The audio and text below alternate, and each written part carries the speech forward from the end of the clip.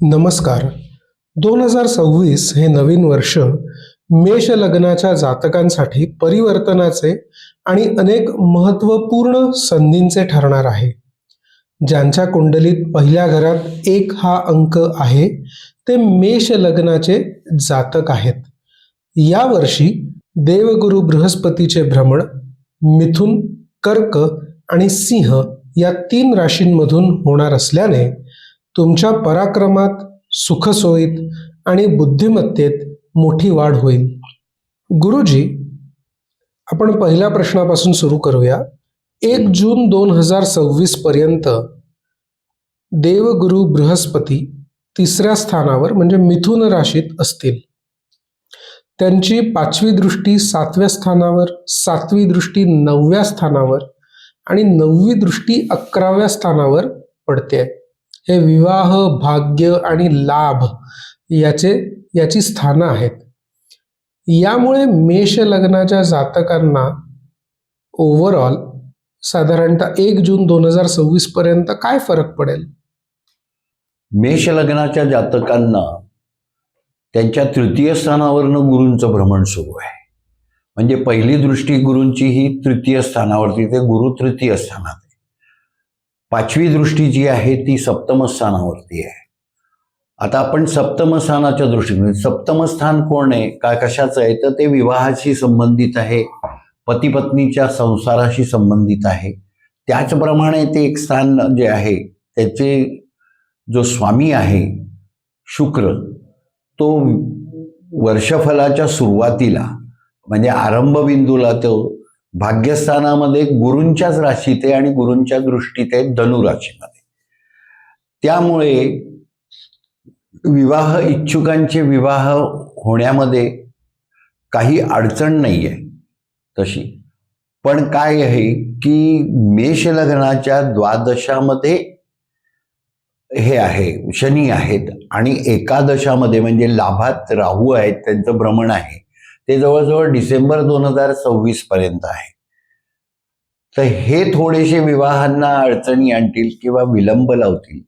म्हणजे विलंब लावतील म्हणजे विवाह ठरण्यास नाही, पण विवाह झाल्यानंतर विवाह ठरल्यानंतर तो अंमलात आणण्याकरता काही अडचणी उद्भवतील. उदाहरणार्थ कार्यालय मिळणं, प्रवासाचे अडचणी येणं किंवा त्याचप्रमाणे थोड्याफार प्रमाणामध्ये आर्थिक परिस्थितीचं संच न बसणं वेळेवर आणि इतर ठिकाणामध्ये ज्या ठिकाणाहून घ्यायचं आहे काही वस्त्र, अलंकार वगैरे, तिथे नेमके जे परिचित असेल त्यांची तिथे उपलब्धता न असणं, अशा प्रकारच्या अडचणी हे निर्माण करतील.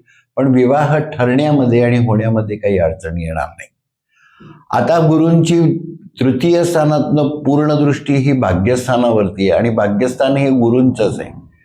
त्यामुळे बहुतांशी मेष लग्नाच्या जातकांच्या ह्याच्यामध्ये भाग्यकारक घटना घडण्याचा खूप छान योग आहे. म्हणजे आता भाग्य कुठलं असेल त्याला आपण म्हणतो की भाग्य आहे की सांसारिक भाग्य आहे, त्याच्यानंतर तुमचं व्यावसायिक भाग्य आहे, विद्यार्थ्यांसाठी शैक्षणिक भाग्य आहे, शिक्षणाच्या दृष्टीने भाग्यकारक काळ आहे किंवा घटना घडण्याचे आवश्यक आहे. त्याचबरोबर काही गोष्टींमध्ये तुमचं समाजामधलं तुमचं जे स्थान आहे किंवा तुमची जी धरेवरती तुमची जी ख्याती आहे त्या ख्यातीच्या दृष्टीने सुद्धा भाग्यकारक होण्याचा याच्यामध्ये योग आहे किंवा हे गुरु करतात. पण परत ह्याला अडथळा येतो आहे तो मेष लग्नाच्या व्ययातनं भ्रमण करणाऱ्या शनीचा. हा 7.5ची सुरुवात आहे, आता नेमतेम 1.5 वर्ष झालेलं आहे. त्यामुळे हे हळूहळू शनी जितके हळू ते जातात, त्यांचा प्रवास असतो, तितके हळूहळू आणि सावकाशपणे जातकाचं कर्म पाहून ते फलित देत असतात आणि जातकाचं कर्म पाहून त्याला शुभफलित देणाऱ्या ग्रहांवरती पण ते नियंत्रण करतात. कारण या गोचरीच्या भ्रमण करणाऱ्या शनींचं जे दृष्टी आहे ती 3री दृष्टी म्हणजे ती कुटुंब स्थानावरती वृषभ राशीवर आहे. त्याच्यानंतर जी 7वी दृष्टी आहे ती 6ठ स्थानावरती म्हणजे पराक्रमावरती आहे आणि 10वी दृष्टी त्यांची भाग्यस्थानावरती आहे. त्यामुळे भाग्यस्थानावरती जेव्हा शनी दृष्टी टाकतील, भाग्यसाची भाग्येशावरती दृष्टी असतानाही शनींची दृष्टीमुळे भाग्योदय होण्यामध्ये विलंब लागतो. आता आपण तिसरी म्हणजे जी गुरूंची दृष्टी आहे, ती 9वी दृष्टी जी आहे, म्हणजे गुरु तिथे नवपंचमात योगात असतात, ती लाभस्थानावरती आहे. लाभस्थानामध्ये शनींची राशी आहे, पण त्या राशीवरती सुद्धा भ्रमण सुरू आहे राहूचं. म्हणजे गुरु राहूचा हा नवपंचम योग आहे. आणि राहू एक प्रकारचा असा असतो की तुमच्या जवळ राहून शत्रू तुमचा घात करतो, अशा प्रकारचा तो. म्हणजे गुरूंच्या चांगल्या संबंधात जरी राहू असला तरी तो गुरूंच्या फलिताचा नाश करण्याची शक्यता आहे. त्यामुळे लाभामध्ये आता ह्याच्यामध्ये परत आहे की राहू हा वाटेकरी होतो. त्यामुळे तुम्हाला भाग्यकारक घटनांच्या घडून आणि तुम्हाला जो काही लाभ होणार आहे त्याच्यामध्ये तुम्हाला वाटेकरी येतील. म्हणजे कोणीतरी जो म्हणेल की माझा पण संबंध आहे बा, मला पण तुम्ही त्याच्यातले काही तुमच्या नफ्यातले तुमच्या लाभातला अंश मला द्यायला पाहिजे. आणि त्याचे अंश मागण्याची जी म्हणजे ती क्षमता नसताना तो ते आपल्याला मागणार आहे आणि आपल्याला म्हणजे त्याच्या मागणीनुसार आपल्याला तो द्यावा लागणार आहे. जो 40-60 किंवा अशा प्रकारचा तो असेल, जे जास्तीत जास्त तो तुम्हाला सवलत 70% देईल, अन्यथा तो म्हणेल की मला 50-50% द्या. तर म्हणून कुठल्याही गुरूंच्या जेव्हा लाभस्थानावरती दृष्टी असेल आणि त्या जातकाला जर काही लाभकारक असं लाभ होणारे काही त्याचं तो कार्य करत असेल, काही व्यवसाय करत असेल किंवा काही टिपिकल काहीतरी त्याची योजना काढली असेल, तर शक्यतो ती कोणाला विदित म्हणजे विषय आहे तो विषय करू नये कोणासमोर त्याच्यासाठी वगैरे, किंवा मला इतका लाभ झाला हेही बोलू नाही. स्वतःला जेवढं जमेल तेवढं स्वतंत्रपणे स्वतःच्याच जीवावरती करावं, म्हणजे जेणेकरून तुम्हाला त्याच्यामध्ये भागीदार मिळणार नाही. 2 जून ते 31 ऑक्टोबर 2026 गुरुदेव आता 4थ्या स्थानावर येणार आहेत. ते कर्केत असतील आणि त्यामुळे उच्चीचे गुरुदेव असं म्हटलं जातं. जेव्हा ते 4थ्या स्थानात उच्चीचे होतील त्यावेळेला त्यांची 5वी दृष्टी 8व्या स्थानावर, 7वी 10व्या स्थानावर आणि 9वी 12व्या स्थानावर अशी असेल. त्यामुळे मेष लग्नाच्या लोकांना नोकरीत काही मोठे बदल किंवा घरासाठी घेतलेलं कर्ज किंवा मालमत्तेचे व्यवहार यांमध्ये काही यश मिळेल का? गुरु ज्या वेळेला ह्याच्यावरती सुखस्थानावरती भ्रमण करतील, म्हणजे 4थ स्थानावरती भ्रमण करतील, तेव्हा ते मेष लग्नाला 4थे असतील. आणि 4थे लग्नाला म्हणा किंवा राशीला म्हणा 4थे, 8वे आणि 12वे गुरु हे तितके अनुकूल नसतात. ते थोडेसे म्हणजे त्यांच्या ग्रहामध्ये याच्यावरती त्यांच्या ग्रहपीडेवरती गुरु असूनही खूप त्रास होतो जातकांना. त्यांची कामं होत नाहीत, प्रलंबित राहतात. आर्थिक हे सगळे जे काही आहेत व्यवहार आहे त्याच्यामध्ये अडचणी येतात, अडचणी सुटायला वेळ लागतो, अशा प्रकारची हे आहे. पण कर्केला सुखस्थानात गुरु उच्चीच आहेत. त्यामुळे तुम्ही विचारले त्याप्रमाणे जमिनीचं आणि या संबंधाचं भाग्य त्यांचं त्या काळामध्ये उजळणार आहे. म्हणजे एखाद वेळेला बरेच दिवसापासून त्यांनी ते कमर्शियलायझेशन करायचं किंवा घेतलेल्या शेताचे प्लॉट पाडून कमर्शियली तिथे वस्ती करायची, त्याला रेसिडेन्शियल करायचं, असं जे प्रलंबित प्रकरण असेल ते गुरूंच्या भ्रमणाने पटकन निकाली लागेल. गुरूंचं जेव्हा कर्क राशीवरनं भ्रमण होईल तेव्हा. आणि कर्क राशी गुरूंची उच्चीची आहे, त्यामुळे उच्च प्रतीच्या कुठल्या तरी संबंधाच्या माध्यमातून त्यांचं काम होईल आणि ते होईल.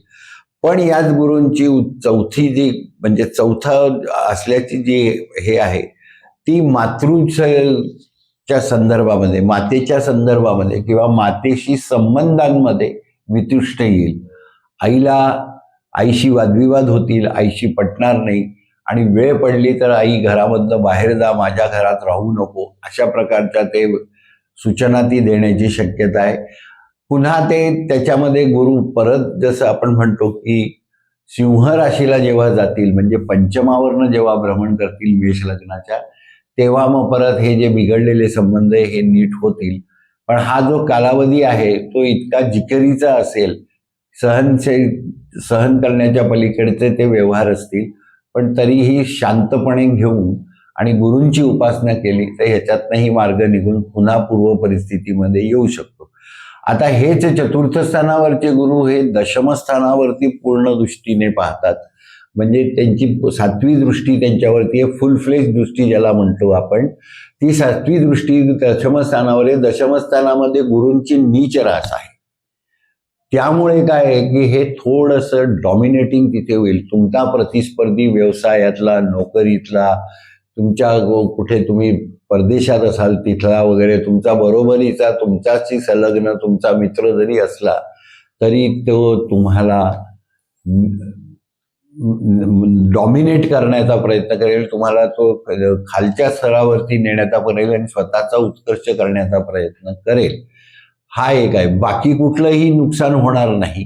पण ह्याच्यामध्ये जसं की तो तुमच्या जर शासकीय सेवेत असेल तर तुम्ही केलेल्या कामाचं पटकन केव्हा तरी उचलून घेऊन साहेबाकडे येऊन, साहेब हे मी केलं आहे, अशा प्रकारचं तो कृती करेल. किंवा तुम्ही जर व्यवसायामध्ये असाल तर तुमचा समोरचा प्रतिस्पर्धी जो असेल तो तुमच्याचकडचा माल विकत घेऊन त्याच्यामध्ये काहीतरी खराबी करून तो नमुना म्हणून ठेवेल की बा हे बघा, हे समोर ह्यांच्याकडे हे अशा प्रकारचं आहे आणि हे जे आहे हे माझ्या प्रकारचं चांगलं आहे, म्हणजे अशा प्रकारचा तो तुम्हाला डॉमिनेट करण्याचा प्रयत्न करेल. तर यासाठी गुरूंच्या भ्रमणामध्ये मेष लग्नाच्या जातकांचा कारक ग्रह गुरुच आहे. सर्व दृष्टीने गुरुबळ असेल तर मेष लग्नाचा जातकांचा उत्कर्ष आहे, कल्याण आहे, समृद्धी आहे आणि सुखसंपत्तीची वृद्धी आहे.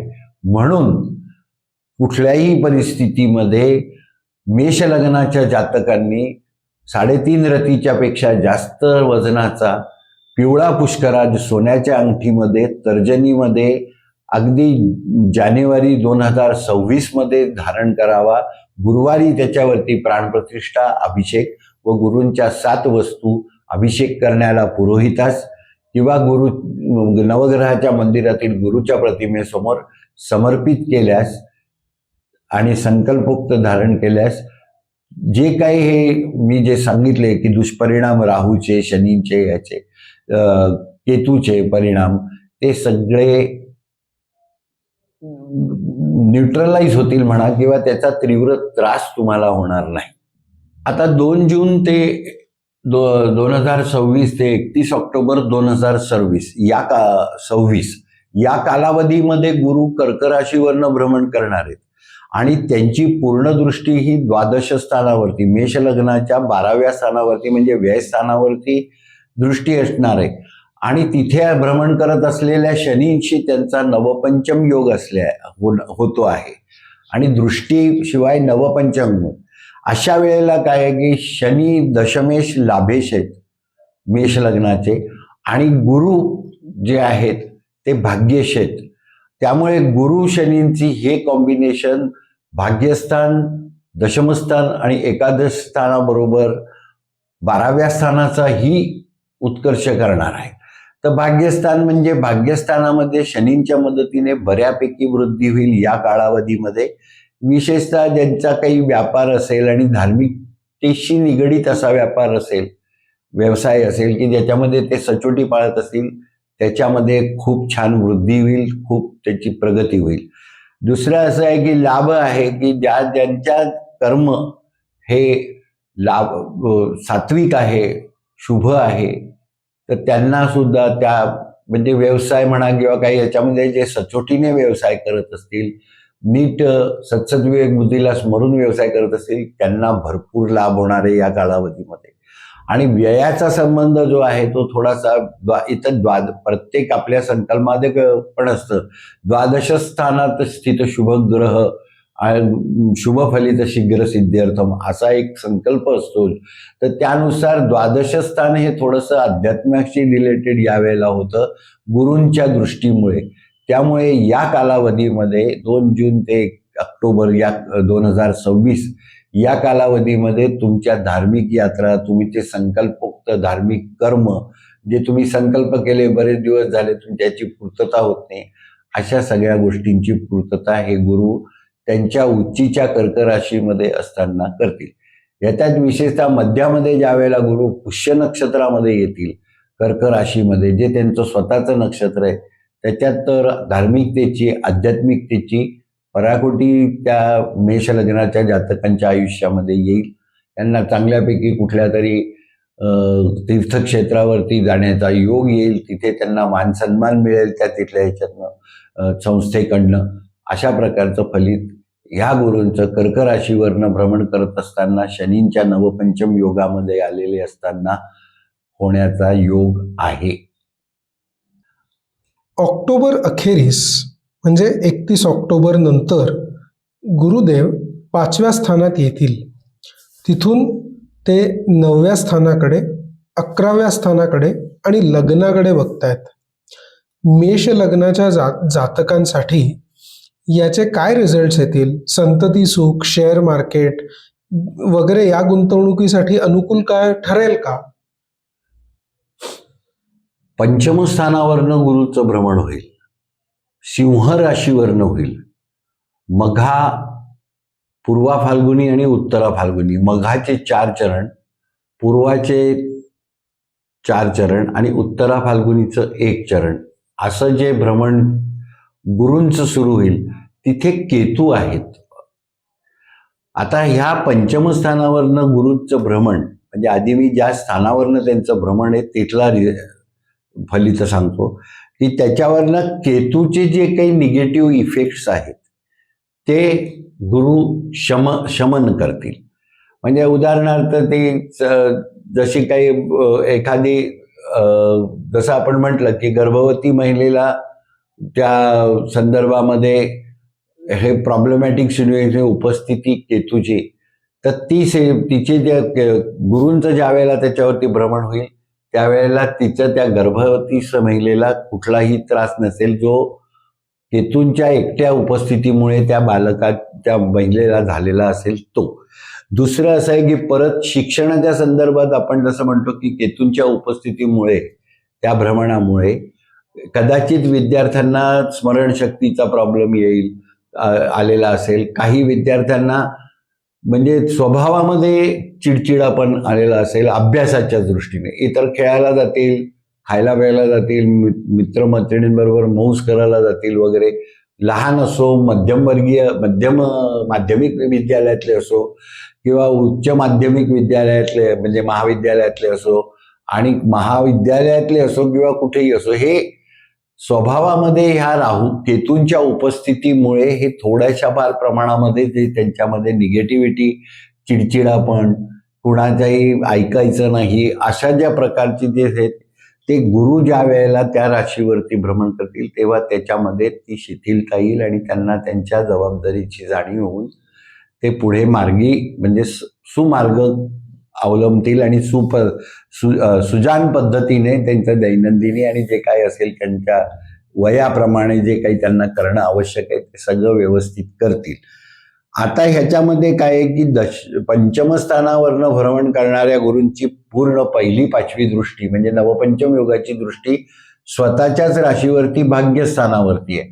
मग भाग्याच्या वृद्धंगतीमध्ये जसं मी मगा सांगितलं की जर काही केतूंनी आणली असेल अडचण तर ती निवारण होऊन तो भाग्यकारक घटना घडण्याचा. म्हणजे उदाहरण आपण असं सांगतो की बुवा एखाद्या व्यक्तीला काही पोस्टिंग मिळायचं आहे आणि सगळं झालेलं आहे, इंटरव्ह्यू झालेला आहे,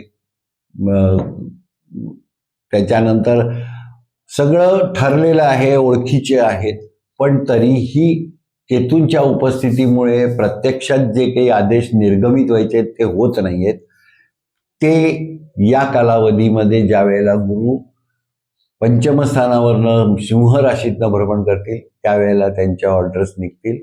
त्यांनी त्याप्रमाणे त्याच्या तयारीत राहावं आणि तिथे संपर्क साधून त्यावेळेला त्यांनी त्या कार्यालयामध्ये जाऊन काय झालं थोडासा तगादा लावला तर निश्चितच त्यांचा भाग्यकारक घटना त्या सर्व्हिसच्या संदर्भामध्ये होईल. त्यानंतर दुसरं असं आहे की आपण एखादी खरेदी करतो आणि सौदा चिठ्ठी करतो आणि तो 6 महिन्याची मुदत घेतो. तर त्या केतूनी त्या खरेदीमध्ये किंवा ह्याच्यामध्ये केतूनी 6 महिन्याची मुदत लांबवत अहो साहेब थोडीशी ही द्या, थोडीशी ती द्या.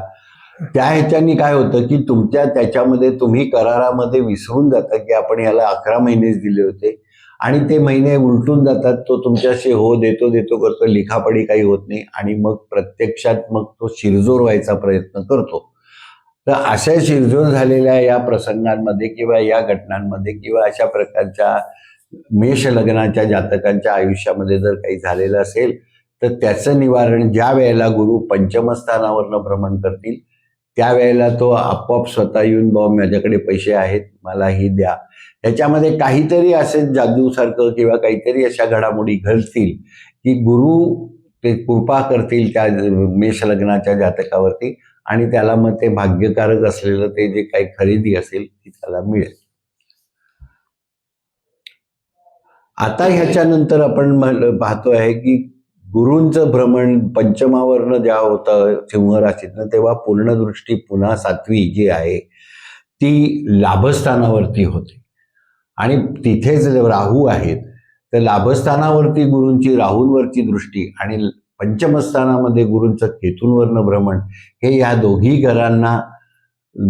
ग्रहांना कंट्रोल करेल आणि जो काही लाभ होत नव्हता तो व्हायला लागेल आणि त्यामुळे फायदेशीर होईल, लाभ होईल. शेतामधनं सुद्धा लाभदायक उत्पन्न निघेल. शेतीमध्ये सुद्धा तो जो आतापर्यंत काही सालदार जर लावलेला असेल आणि तो काही कुठल्याही प्रकारे तुम्हाला जर तो प्रतिसाद देत नसेल तो या कालावधीमध्ये तुम्हाला प्रतिसाद देऊन तुमच्या हिश्श्याचं किंबहुना जास्तच असं जो काही भाग असेल शेती उत्पन्नातला तो तुम्हाला देईल. हे मी उदाहरणार्थ सांगितलं. अशा प्रकारच्या अनेक गोष्टींमध्ये तुमचा लाभ होईल. त्यामुळे गुरूंचं हे भ्रमण सिंह राशीवरचं या स्थितीमध्ये बऱ्यापैकी लाभदायक आहे. त्यानंतर गुरूंची 9वी दृष्टी ही लग्नस्थानावरती आहे, मेष लग्नावरती आहे आणि मेष लग्नाचे भाग्येच गुरु आहेत, कारक गुरु आहेत. मग भाग्येशाची लग्नावरती दृष्टी म्हणजे लग्नाच्या भाग्येशाची भाग्यस्थानाच्या सह लग्नी दृष्टी हा खूप छान योग आहे. याच्यामध्ये भाग्योदयाची उच्चतम कोटीचे फलित मेष लग्नाच्या जातकाला या कालावधीमध्ये सिंहामध्ये त्यांचं भ्रमण असेल त्यावेळेला होईल. धन्यवाद गुरुजी. आता आपण पुढच्या महत्वाच्या ग्रहाकडे वळूया, म्हणजे शनिदेव. मार्च अखेरपर्यंत साधारणतः हे मार्गी आहेत 12व्या स्थानात म्हणजे मीन राशीत. तर शनी या 12व्या स्थानात असून त्यांची 3री दृष्टी 2ऱ्या स्थानावर म्हणजे धनस्थानावर, 7वी दृष्टी 6व्या स्थानावर म्हणजे रोग ऋण यांच्या स्थानावर आणि 10वी दृष्टी 9व्या स्थानावर म्हणजे भाग्यावर आहे. साधारणतः काही म्हणतील की 7.5चाही हा काळ आहे. तर ह्या सगळ्या गोष्टींचा मार्च अखेरपर्यंत काय फरक असेल, काय जाणवेल मेष लग्नाच्या लोकांना? मेष लग्नाच्या जातकांच्या 12 स्थानामधनं शनींचं भ्रमण सुरू आहे आणि संपूर्ण वर्षभर आणि 2 जून 2027 पर्यंत हे भ्रमण आहे. आणि आता सध्याच्या परिस्थितीमध्ये मीन राशीमध्ये शनी अदमासे, पूर्वा भाद्रपदा, धनिष्ठा, पूर्वा भाद्रपदा, उत्तरा भाद्रपदा आणि रेवती म्हणजे रेवतीचे 4 चरण, उत्तरा भाद्रपदाचे 4 चरण आणि पूर्वा भाद्रपदाचे 2 चरण असा 1 चरण अशा तो शनींचं भ्रमण सुरू आहे. तर ते पूर्वा भाद्रपदातनं गेलेले आहेत, ते उत्तरा भाद्रपदातनं भ्रमण करता आहेत आणि उर्वरित अजून बरेच दिवस ते उत्तरा भाद्रपदात असतील आणि नंतर रेवती नक्षत्रात जातील. उत्तरा भाद्रपदा नक्षत्र शनींचं स्वतःचं नक्षत्र आहे. स्वनक्षत्रातून 12 स्थानामध्ये गुरूंच्या घरात भ्रमण आणि त्यामुळे शनींची अशी ही स्वनक्षत्रातली दृष्टी 2य स्थानावरती आहे. 2य स्थान हे पराक्रमाचं स्थान आहे, पण त्याचबरोबर मार्ग पण आहे. तिथे शुक्राचं आहे आणि शुक्राच्या या स्थानावरती ज्या वेळेला शनी दृष्टी करतात त्यावेळेला त्यांच्यावर शुक्रांची कृपा त्या जातकावरती तीव्र पद्धतीने होते.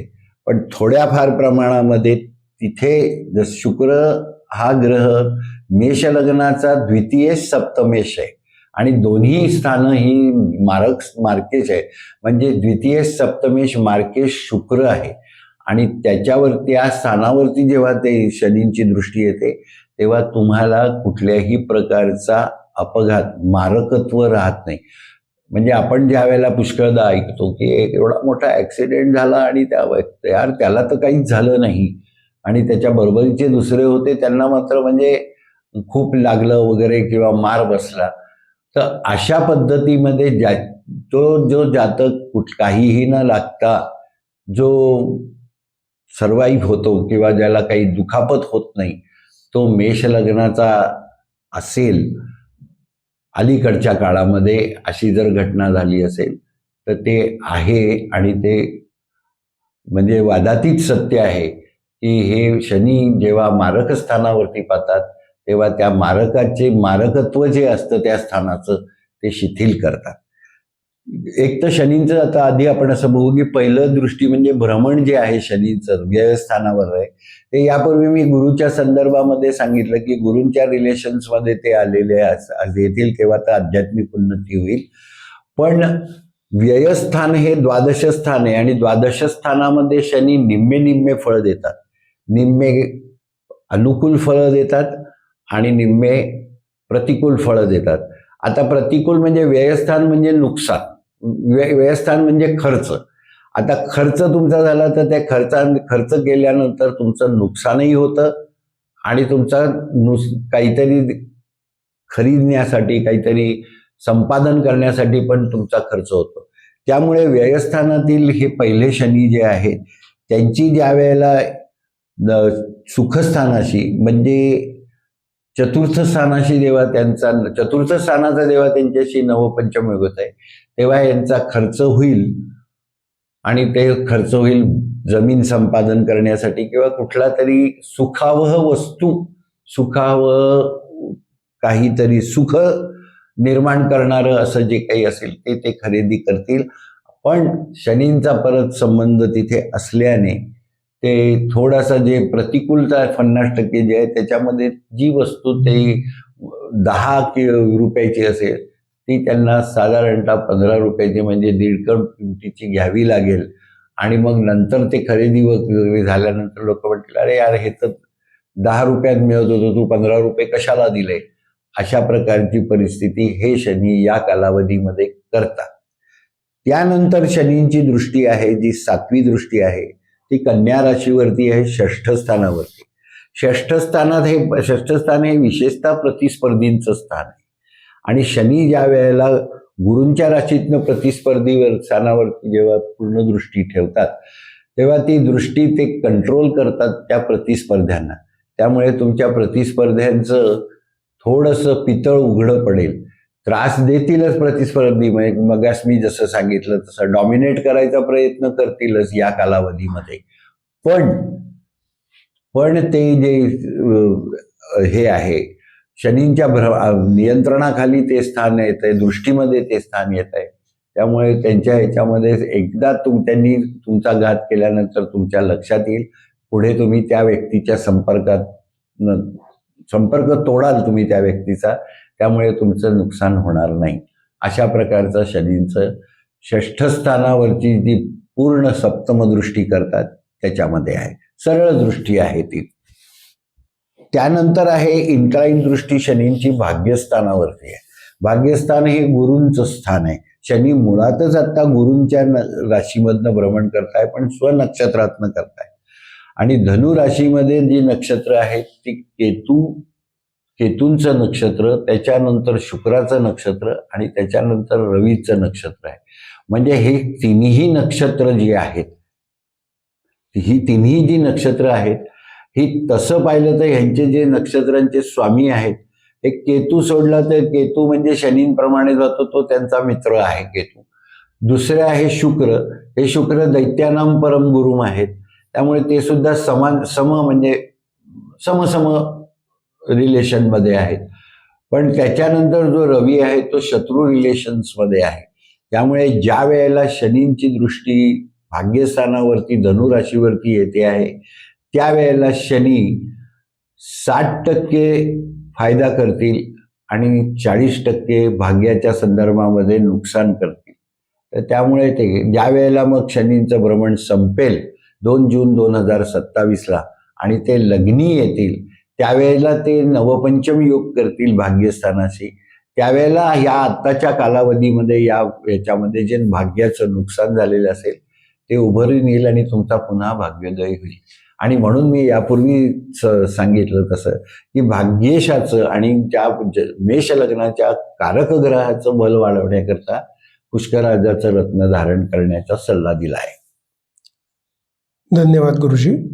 एप्रिल ते सप्टेंबर 2026 शनी जेव्हा याच स्थानात वक्री होतील तेव्हा काय फरक पडेल? याच्यामध्ये जुन्या आरोग्याच्या तक्रारी परत येतील का किंवा काही गोष्टी डिले होतील का? याबद्दल मार्गदर्शन करावं. आरोग्य शनींचं कारकत्व कसं आहे की या मेष लग्नाकरता शनींचं दशम आणि एकादश स्थानावरती कारक आहे तत्व आहे. आणि त्यानुसार जर तसं पाहिलं तर मूळ जो शनींचं जे म्हणजे कॅरेक्टरिस्टिक्स म्हणू आपण किंवा त्यांची जी फलित देण्याची किंवा त्यांचा जे जसं आपण म्हणतो की स्वभाव आहे, जसं आता ते काय आहे की जातीचा असे तेली असं ते म्हटलेलं आहे स्वभावात शनींच्या. आणि जरी ते काश्यप गोत्राचे असले तरी रविपुत्र असले तरी काय होणार आहे की शनींचा तुमच्या कृतीला ते फल म्हणजे तुमच्या कर्म फलदाता आहेत. आणि त्यामुळे पण त्याच्यामध्येही ते एखाद वेळेला काय करतात की कर्म करण्याकरता ते चुकीचं कर्म करण्याकरताही पुष्कळदा ते प्रवृत्त करतात. आता हा त्रय एकादश योग शनींचा या दशमस्थानाशी आणि द्वादश योग म्हणजे शनींच्या दुसरे शनी लाभस्थानाला म्हणजे ते सुद्धा अंतिमतेच्या 7.5 पर्व धरलं जातं. कुंभ राशीचं 7.5 अंतिम पर्व असल्यामुळे या वेळेला शनी कर्माच्या ह्याच्यामध्ये चांगलं कर्म करण्याची खूप प्रेरणा देतील.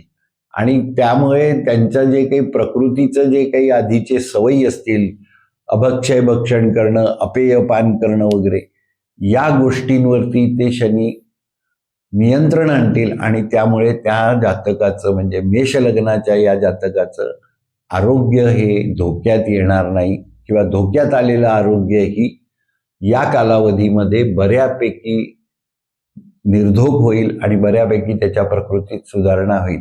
विशेषतः याच्यामध्ये असं आहे की अष्टमस्थानाशी यांचं परत नवपंचम योग आहे शनींचा. आणि हा अष्टमस्थानाशी नवपंचम योग हा खूप जुना असा काही जो आजार असेल विशेषतः लिम्सचा, स्पाईनचा आणि याच्या संदर्भामध्ये शनींच्या माध्यमातनं शस्त्रक्रिया म्हणजे शनींच्या याच्या उपस्थितीमुळे व्ययात उपस्थितीमुळे आणि अष्टमस्थानाशी नवपंचम योगाच्या गोचरीमुळे त्यांचे ती सर्जरी होऊन तो जो काही दीर्घकाल असलेला रोग बरा होण्याचे योग आहेत. त्याच्यामध्ये काय म्हणतात त्याला आपण म्हणजे त्याच्यामध्ये त्यांना त्या रोगाचं निर्मूलन होईल आणि त्यांचे आरोग्य अबाधित राहील. इथे विशेषतः आणखीन असं मी नमूद करेन की ज्यांना अर्धांगवायूचा झटका आलेला आहे आणि त्यांचे हात वगैरे आहे फिजिओथेरपी गेले अनेक वर्ष झाले करतायत त्यांना सुद्धा या कालावधीमध्ये वक्री ज्या वेळेला शनींचं भ्रमण होईल त्यावेळेला त्यांना त्यांच्या ज्या फिजिओथेरपी अर्धांगवायूमुळे किंवा इतर काही कारणामुळे अपघातामुळे डिसेबल झालेले त्यांचे जे काही अवयव आहेत ते पूर्णपणे सुरळीत होतील. हा एक वक्री शनींचा फायदा आहे. वर्षाच्या शेवटी म्हणजे ऑक्टोबर 26 नंतर शनी मार्गी झाल्यावर काही फरक पडेल का म्हणजे परदेश प्रवासाचे योग किंवा आध्यात्मिक प्रगतीसाठी मेष लग्नाच्या जातकांना ग्रहांची साथ मिळेल का? का तुम्ही आधीच असं म्हटलं होतात मार्च एंड पर्यंत जसे शनी राहतील तसेच साधारणतः ते रिझल्ट नाही, वक्री जाण्याच्या आधी जे काही त्यांचे स्थिती होती ती पुनरावृत्ती होणार आहे. म्हणजे ती पुनरावृत्ती होत असल्यामुळे शनी मार्गी झाले म्हणजे जी आधीची फलित आहे ती होतील. पण याचा अर्थ असा नाही की हे जे वक्रीमध्ये जे काही त्यांनी फायदेशीर जी काही फळं झाली ती पण रेट्रॉस्पेक्टिव्हली उलटी होतील असं नाहीये. वक्रीच्या त्या ह्याच्यामध्ये त्यांचं दॅट इज म्हणजे ते ज्याला आपण म्हणतो की ते सडन इम्पॅक्टिव्ह इफेक्ट असं त्याला म्हटलं जातो शनींचा, तो आहे, तो कधीही बदलणार नाही. आता तुम्ही जो विचारला मला की प्रश्न की परदेशात जातील का नाही, म्हणजे भ्रमणाच्या दृष्टीने आहे. पण शनी म्हणजे मेष लग्नाच्या अजून प्रारंभातच आहे, त्यामुळे थोड्याफार प्रमाणामध्ये ते परदेशवारीला किंवा या गोष्टीला भ्रमंतीला प्रवासाला ते थोडंसं नियंत्रण आणतील. तुम्हाला खूप प्रवास करणाऱ्या व्यक्तीला जेमतेम 1-2 वेळा महिन्यातनं किंवा या कालावधीमध्ये 2-3 वेळ त्याला दौरे करता येतील. त्याच्यापेक्षा जास्त दौरे तो परदेशवारीचे करू शकणार नाही. बहुतांशी आपण पाहिलेलं असतं की जे जातक जर मेष लग्नाचे आहेत आणि ते वारंवार जर परदेशात जात असतील या कालावधीपूर्वी, तर ते या शनींच्या मार्गी भ्रमणानंतर त्याला अटकाव येईल. सुरुवातीला मिळालेला तो फायदा वक्री जाऊन पुन्हा मार्गी होता झाल्यानंतर तिथे तो अटकावेल, तिथे त्यांचं बंद होईल. धन्यवाद गुरुजी. आता आपण 5 डिसेंबर 2026 पर्यंत जे राहू 11व्या स्थानी आणि केतू 5व्या स्थानात आहेत याबद्दल बोलूया. यापैकी काही गोष्टी आपण ऑलरेडी कव्हर केल्याच आहेत, पण तरी राहू लाभस्थानात असल्याने त्याची 7वी दृष्टी 5व्या स्थानावर आहे. यामुळे मिळवलेला पैसा मुलांच्या शिक्षणाच्या ऐवजी चुकीच्या गुंतवणुकीत खर्च होण्याची शक्यता आहे का? मेष लग्नाच्या जातकांच्या लाभस्थानातनं राहू आहे आणि पंचमस्थानामधनं केतू आहे. आता लाभस्थानात राहू हा स्वतःच्या नक्षत्रामध्ये आहे. शततारका नक्षत्र हे राहूंचं नक्षत्र आहे आणि त्यामुळे तशाच प्रमाणे केतू हे सिंह राशीमध्ये मघा नक्षत्रामधनं भ्रमण करून पुढे सरकलेले जरी असले तरी मघा नक्षत्रामध्ये पहिला प्रवेश त्यांचा उलटीकडनं होतो, म्हणजे कन्येकडनं तिकडे होतो आणि आता त्या टेल एंडला ते मघा नक्षत्रात जाणार आहे. वक्री भ्रमण असतं शनीचं आणि तिथून ते कर्क राशीमध्ये प्रवेश करतील केतू, जसे राहू मकर राशीमध्ये प्रवेश करतील. ही संतती स्थान, लाभस्थान, त्याच्यानंतर त्यांचा कुटुंब स्थानाशी त्यांचा संबंध, केतूचा कुटुंब स्थानाशी त्रय एकादशोक, हे सगळे थोड्या फार प्रमाणामध्ये प्रतिकूल आहेत, घातक आहेत. आणि राहू केव्हा हे धोका देतील, केव्हा ते तुमचा प्रतिकूलता त्यांची अंमलात आणतील हे सांगणं थोड्याफार प्रमाणात, म्हणजे हे सांगणं तसं एकदम परफेक्शननी सांगणं शक्य नसलं तरी पण या कालावधीमध्ये ज्या ज्या वेळेला गुरु शुभग्रहांचा त्या राहूच्या काहीही संबंधात नसेल आणि ज्या वेळेला मंगळचं भ्रमण राहूंच्या म्हणजे षडाष्टकात येईल, राहू आणि मंगळ जेव्हा षडाष्टकात येतील त्यावेळेला संततीच्या संदर्भामध्ये पण खूप अडचणी निर्माण होतील आणि लाभाच्या संदर्भामध्ये पण निर्माण होतील. तर अशा वेळी कुलदेवतेची उपासना ही अत्यंत आवश्यक आहे की जी राहू या आणि केतू या राक्षस पापग्रहांची निर्मूलन करते. तर याच्यासाठी मध्ये कुलदेवतेची जे काही सप्तशती एक ते अनुष्ठान करणं आवश्यक आहे. एकदाच करायचं आहे, 5 ब्राह्मण बोलवून 10 पाठाचं अनुष्ठान, आणि ते करायचं आहे. किंवा कुलदेवतेच्या दर्शनाला सकृत वाहन घेऊन जाऊन यायचं आहे. म्हणजे ज्या वेळेला हे कुठलाही शुभग्रहाचं तुमचं, जसं गुरूंची मी जे काही कालावधी सांगितला त्या कालावधीत, म्हणजे विशेषतः ज्या वेळेला गुरु सिंह राशीवरनं भ्रमण करतील तर त्यावेळेला धार्मिकतेच्या संदर्भामध्ये व्ययस्थानामध्ये जरा तुम्हाला उत्कर्ष होतील, तर तुम्ही एक कुलदेवतेच्या दर्शनाला जाऊन या. सकृत वाण तिला अर्पण करून घ्या आणि आमचं सगळं सकृत असं आमच्याकडे उपलब्ध करून दे. तुझ्या कुळाचे आम्ही आहोत, तो आमचा उद्धार कर. कारण शेवटी कुठल्याही राक्षसी प्रवृत्तीचा, कुठल्याही राक्षसी शक्तीचा दुपटीच्या शक्तीने विमोड करून त्या सर्वत्र सुखसमाधान, समृद्धी आणि शांतता निर्माण करण्याची शक्ती ही आदिमायेमध्ये आहे, कुलदेवतेमध्ये आहे. म्हणून मेष लग्नाच्या जातकांनी ज्या वेळेला गुरु सिंह राशीमधनं भ्रमण करतील त्यावेळेला लगेचच येणाऱ्या अष्टमी, नवमी, चतुर्दशी, पौर्णिमा यापैकी कुठल्याही शुक्ल पक्षातल्या तिथीला आपल्या कुलदेवतेच्या दर्शनात जावं आणि घरी सप्तशतीचं अनुष्ठान करावं. गुरुजी, आता आपण लग्नेश मंगळाबद्दल बोलूयात. 16 जानेवारी 2026 लग्नेश मंगळ उच्चीचे होत आहेत, कारण ते 10व्या स्थानात मकरेत येत आहेत. तर लग्नेश 10व्या स्थानात उच्चीचे असताना त्याची दृष्टी 1ल्या, 4थ्या आणि 5व्या स्थानावर आहे. यामुळे मेष लग्नाच्या जातकांना त्यांच्या करिअरमध्ये पॉवर किंवा अथॉरिटी मिळण्याचे काही योग आहेत का? लग्नेश, मेष लग्नाचा स्वामी मंगळ आहे आणि तो लग्नेश म्हणून त्याला लग्नेश म्हटलं गेलेलं आहे. पण त्याचबरोबर तो अष्टमेश पण आहे, म्हणजे 8व्या स्थानाचा स्वामी पण आहे. आणि हे लग्नेश अष्टमेश मकर राशीवरनं, जी त्यांची उच्चीची रास आहे, तिथे 10 जानेवारीला येत आहेत आणि 23 फेब्रुवारीपर्यंत ते तिथे आहेत. आणि या वेळेला त्यांची दृष्टी लग्नी म्हणजे स्वराशीवरती आहे. एक दृष्टी त्यांची 4थ स्थानावरती राहील आणि एक दृष्टी तिसरी दृष्टी म्हणजे जी म्हणतो 8वी, ती त्यांची 5म स्थानावरती राहील. आता लग्नी मेष रास आहे आणि तिथे कुठलेही ग्रहांचं भ्रमण कालावधीमध्ये कुठेच नाहीये कधी.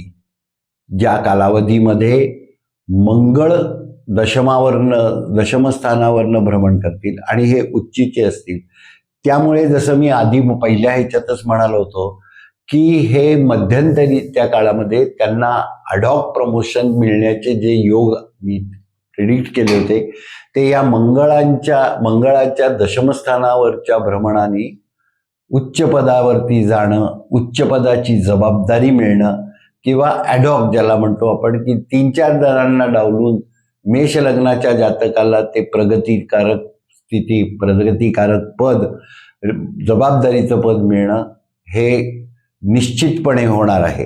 हे याचं मंगळाचं दशमस्थानातून लग्नी स्वराशीवरचं फलित आहे. दुसरं असं आहे की त्यांची दृष्टी, 7वी दृष्टी त्यांची उच्च स्थानामधनं, उच्चीच्या मंगळाच्या स्थितीमधनं नीचच्या राशीवरती आहे, सुखस्थानावरती आहे.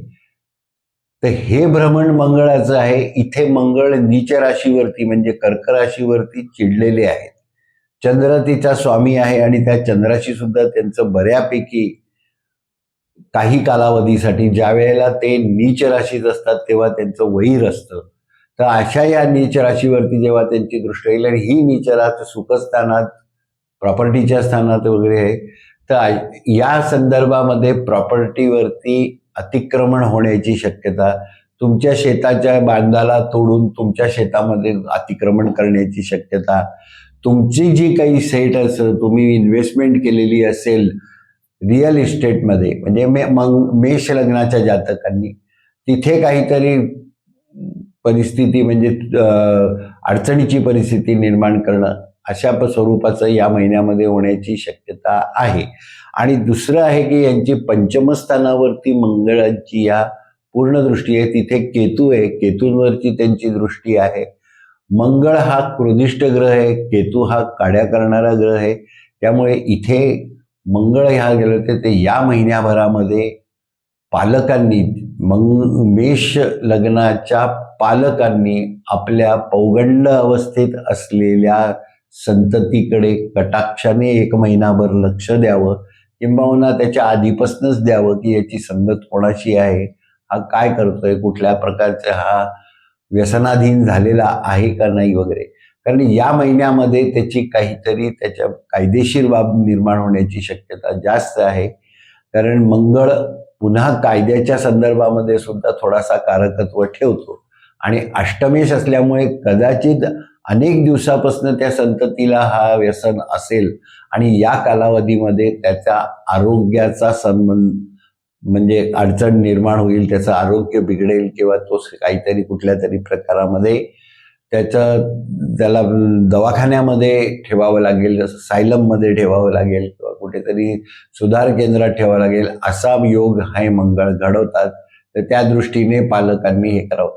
अशा वेळेला याच्या संदर्भामध्ये जर आधीपासूनच काहीतरी परिहारात्मक उपाय केला तर ते फार चांगलं होतं.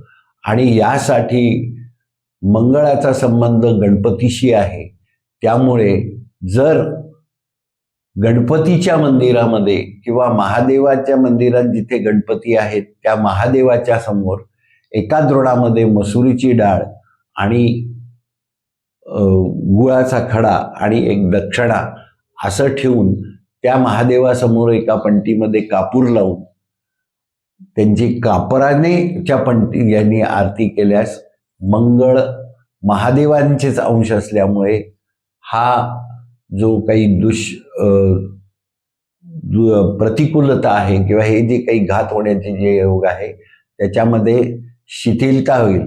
टोटल इरॅडिकेशन ह्याचं होणार नाही, पण ज्या ठिकाणी खूप मोठं 100% 10 पॉईंटचं नुकसान होणार असेल ते नुकसान खाली येऊन 2 पॉईंटचं होईल, जे तुम्हाला बेरेबल असेल. धन्यवाद.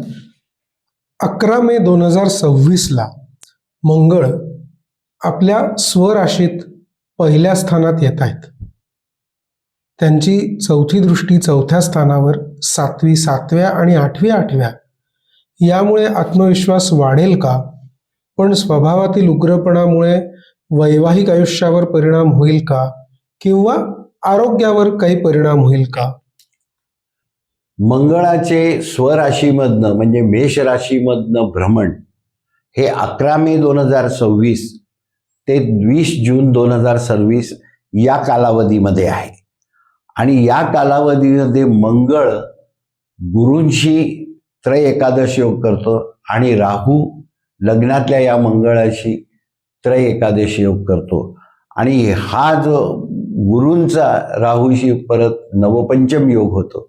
तर हे सगळे जर योग जरी शुभ असले तरी ही चेन लिंक आहे. आणि याच्यातनं जी मंगळाची 4थ स्थानावरती दृष्टी जाणार आहे ती परत मालमत्ता, स्थावर जंगम मालमत्ता याच्यावरती असणार आहे, त्या स्थानावरती असणार आहे. त्यामुळे संपादित केलेली जमीन, संपादित केलेली मालमत्ता, संपादित केलेली किंवा गुंतवणूक केलेली रिअल इस्टेट अशा प्रकारचं किंवा गुंतवणूक केलेलं काही धान्य सुद्धा जे पृथ्वीमधनं निर्माण होतं म्हणून, तर याच्यामध्ये प्रतिस्पर्धी किंवा तुमचा शत्रू, ज्याला आपण म्हणू हितशत्रू, किंवा अगदी जवळचा नातेवाईक सुद्धा घात करण्याची शक्यता आणि त्या मालमत्तेचं त्याचं नुकसान करेल, तिथे अतिक्रमण होण्याची संभावना आहे. तर मंगळाच्या ही स्थिती आहे. तसाच मंगळ हे जे त्रय एकादश योगात गुरूंशी आणि राहू यांच्या त्रय एकादश योगात आहे, तर हे मंगळ ज्या वेळेला लग्नी भ्रमण करतायत तेव्हा त्यांची एक पूर्ण दृष्टी म्हणजे 7वी दृष्टी ही 7म स्थानावरती जे प्रतिस्थान आहे. तर आपल्या घरामध्ये कुठल्याही प्रकारचा वाद होणार नाही आणि आपल्या जे काही पार्टनर आहे, आयुष्यातला पार्टनर आहे, संतती आहे किंवा आणखीन काही जे नातेवाईक आहेत किंवा तुमचा व्यावसायिक पार्टनर आहे, यांच्याशी तुम्ही जरा शांततेने बोलावे, चिडचिडपणा करू नये. जर तुम्ही थोड्याशा जरी प्रकारचा रागीट स्वभाव आणि चिडचिडा दाखवला तर फार मोठं नुकसान होण्याची शक्यता आहे, जे कदाचित भरून सुद्धा निघणार नाही. म्हणून त्यांनी दक्षता घ्यावी. नंतर हे मंगळ, लग्नी जे मंगळ आहे ह्यांची एक 8वी दृष्टी जी आहे ती अष्टम स्थानावरती आहे, तिथे त्यांचीच रास आहे, ती वृश्चिक रास आहे. आणि वृश्चिक राशीवर मध्ये जे काही नक्षत्र आहेत त्याच्यामध्ये म्हणजे विशाखा, अनुराधा आणि ज्येष्ठा नक्षत्र आहे. तर विशाखा नक्षत्र गुरूंचं आहे, अनुराधा नक्षत्र शनींचं आहे आणि ज्येष्ठा नक्षत्र बुधाचं आहे. तर इथे सुद्धा तुमच्या काहीतरी कुठल्या तरी बोलण्याने मानसिकदृष्ट्या समोरची व्यक्ती दुखावली जाईल आणि ती तुमच्यावरती त्याचं मानसिक स्थैर्य बिघडवलं म्हणून कायदेशीर तक्रार सुद्धा नोंदवण्याची शक्यता आहे. तर बोलताना, कारण बुध आहे, नक्षत्र स्वामी ज्येष्ठाचा बुध आहे आणि त्या राशीत बुधाचं नक्षत्र आहे, तर त्या बोलताना सुद्धा हे करावी. शनींचं जे आहे की ते तुम्हाला शीघ्र याच्याप्रमाणे कर्म तुमचं असं काहीतरी होईल की ते चुकीचं होईल, कारण त्याच वेळेला शनी हे नवपंचम योगात आहे अष्टम स्थानाशी, आणि त्यामुळे थोडासा काहीतरी असा क्षणिक रागाच्या बाबतीत क्षणिक उच्चारलेले जे काही शब्द असतील ते घातक ठरू नाही, म्हणून तो दक्षता घ्यावी. आता या परिस्थितीचा तुम्हाला जर फायदा म्हणजे प्रतिकूलता जर शिथिल करायची असेल तर कुलदेवतेची उपासना करावी आणि महादेवाची उपासना करावी, जेणेकरून, आणि त्याचबरोबर महादेवासमोर तुम्ही एका द्रोणामध्ये मसुरीची डाळ आणि गूळ ठेवून त्यांच्यासमोर ते ठेवावं आणि तिथे शक्य असेल तर मंगळ कवच म्हणावं किंवा ऋणमोचक मंगळ स्तोत्र म्हणावं. म्हणजे तुमचे आदिदैविक, आदिभौतिक, आध्यात्मिक जी काही ऋणं असतील, पितृऋण आहे, मनुष्य ऋण आहे, धन ऋण आहे, वेगवेगळी सगळी ऋण आहे, ती मुक्त व्हाल तुम्ही त्याच्यातनं. तुमची आर्थिक परिस्थिती इतकी सुधारेल की हे ऋणमोचन तुमचं होईल. आणि हे मंगळाचं हे भ्रमण जे 11 मे ते 20 जून आहे, तर त्याच्या आधीच तुम्ही ज्या वेळेला मंगळाचं भ्रमण मीन राशीमध्ये असेल, म्हणजे 2 एप्रिल ते 11 मे तिथून तुम्ही सुरुवात केली तर ह्याचा खूप छान प्रभाव तुम्हाला मिळेल. शक्यतो दर मंगळवारी म्हणजे 2 एप्रिल पासून दर मंगळवारी तुम्ही हे ठेवलं तर तुमचे 11 मंगळवार होतात. 11 मंगळवारामध्ये द्रोणात गूळ, मसुरीची डाळ आणि गूळ ठेवायचा, म्हणजे मग काही प्रॉब्लेम होणार. मंगळ जेव्हा 4थ्या स्थानात नीच राशीत येतील, म्हणजे 18 सप्टेंबर 2026 पासून, त्यावेळेला त्यांची 10व्या स्थानावर सुद्धा दृष्टी असेल. त्यामुळे कामाचा तणाव किंवा घरगुती शांतता भंग पावण्याची शक्यता आहे का? चतुर्थ स्थानावरनं नीच राशीतनं जेव्हा मंगळ भ्रमण करतात तेव्हा ते म्हणजे पुनर्वसू नक्षत्र, पुष्य नक्षत्र आणि अश्लेषा नक्षत्रामधनं भ्रमण करतात. आणि अशा वेळेला ती सगळेही हे नक्षत्र मंगळाचे नीच नक्षत्र गणले जातात, कारण ती रासही नीच रास आहे. आणि अशा या नीच राशीतनं मंगळाचं भ्रमण हे दशम स्थानावरतीच आहे, सप्तम स्थानावरतीच आहे, दशम स्थानावरती आहे आणि लाभस्थानावरती आहे. तर लाभस्थान जर सोडलं तर सप्तम आणि दशम स्थानामध्ये संसारामध्ये खूप कटकटी निर्माण होण्याची शक्यता आहे या मंगळामुळे. आणि दशम स्थानामध्ये कार्यालयाच्या स्थळामध्ये तुम्ही एका बाजूला एकटे आणि इतर बाजूला तुमच्या कार्यालयाचे, कर्मस्थळाचे, व्यवसायातल्या याच्यातले तुम्ही एकटे पडाल आणि बाकीचे एका बाजूला होतील. आता व्यवसायामध्ये कसं असतं की तुमचा जो प्रतिस्पर्धी व्यावसायिक असो, ज्याचा पैसा पण तुमच्याच व्यवसायाप्रमाणे असतो, त्याच्याशी संलग्न असलेले इतर जे काही त्या क्षेत्रातले जे मित्र असतील ते एका बाजूला होतील आणि तुम्ही एका बाजूला, अशी परिस्थिती निर्माण होण्याची दाट शक्यता असते. त्याचप्रमाणे घरामध्ये पती पत्नींमध्ये खूप विशिष्ट होतं, अबोला असतो. कदाचित माहेर जाण्याचा योग पत्नी विचार करते आणि आचरण करते आणि माहेरी जाते आणि परत येण्याकरता ती बऱ्यापैकी अटी वगैरे घालते. अशा प्रकारचं तुमच्या वागणुकीमुळे, तुमच्या बोलण्यामुळे आणि तुमचं फटकन काहीतरी शब्दोच्चार करण्यामुळे होण्याचा दाट शक्यता असते, तर शक्यतो या कालावधीमध्ये स्वभावावरती, वाच्येवरती आणि कर्मावरती नियंत्रण ठेवलं तर त्रास होणार नाही. पण तरीही ह्याच्यामध्ये एक परिहार असा आहे की तुम्ही हनुमानाचं एक स्तोत्र आहे, ज्याचं म्हणजे हनुमान तांडव स्तोत्र आहे, ज्याला त्याचं नाव आहे. त्यात हनुमान तांडव स्तोत्राचं मंगळवारी तरी किमान पठण करावं, म्हणजे मग तुम्हाला काही अडचणी येणार नाही. तर अशा परिस्थितीमध्ये शनींचे दोन्ही राशी आहेत. दशमामध्ये मकर रास आहे आणि ह्याच्यामध्ये पण मकर रास ही उच्चीची शनी मंगळाची रास असल्याने तिथे कदाचित मंगळ काही त्रास देणार नाही, म्हणजे कर्माच्या स्थळावरती देणार नाही, पण लाभामध्ये परत अडचणीचे निर्माण करणार असल्यामुळे शनींची पण या ठिकाणी उपासना करायची आहे. किंवा शनी आणि मंगळांचं एक ठिकाण आहे, तिथे किमान या कालावधीच्या आधी जरी जाऊन आलात तरी चालेल, किंवा या कालावधीतही एकदा गेला चालेल. ते ठिकाण आहे शनी मांडळ. ते ॲक्च्युली शनी मंगळ असंच स्थान आहे, पण त्याचं नाव त्यांनी नंतर शनी मांडळ असं ठेवलं गेलेलं आहे. शहाद्याजवळ हे धुळे जिल्ह्यामध्ये का नंदुरबार जिल्ह्यामध्ये हे गाव आहे आणि तिथे शनींची स्वयंभू प्रतिमा आहे. तर तिथे आणि शनींचं मंगळाची स्वयंभू प्रतिमा तिथे आहे. अंमळनेर तालुका अंमळनेर जिल्हा जळगाव येथील मंगळाच्या मंदिरानंतर तिथे ती मंगळ आहे. अंमळनेरचे जे मंगळ आहेत ते मेंढ्यावरती बसलेली अशी ती प्रतिमा आहे, पण या ठिकाणी जी आहे ती पक्षावरती बसलेली आहे आणि मंगळाच्या वृक्षावरती बसलेली आहे, म्हणजे अश्वत्थ वृक्षावरती, अश्वत्थ वृक्षाखाली ही प्रतिमा आहे तिथे. तर तिथे जाऊन एकदा दर्शन घेऊन यावं. तिथे तुम्हाला लाल कापड अर्पण करावं, शक्य असेल तर मसुरीची डाळ आणि तेही अर्पण करावं आणि त्यांची प्रार्थना करावी. धन्यवाद गुरुजी, आपल्या वेळेसाठी, आपल्या मार्गदर्शनासाठी. आपल्यालाही काही प्रश्न गुरुजींना विचारायचे असतील किंवा अपॉइंटमेंट बुक करायची असेल गुरुजींसोबत, तर आम्हाला व्हॉट्सॲपद्वारे कळवू शकता किंवा कॉमेंट्समध्येही लिहू शकता. धन्यवाद.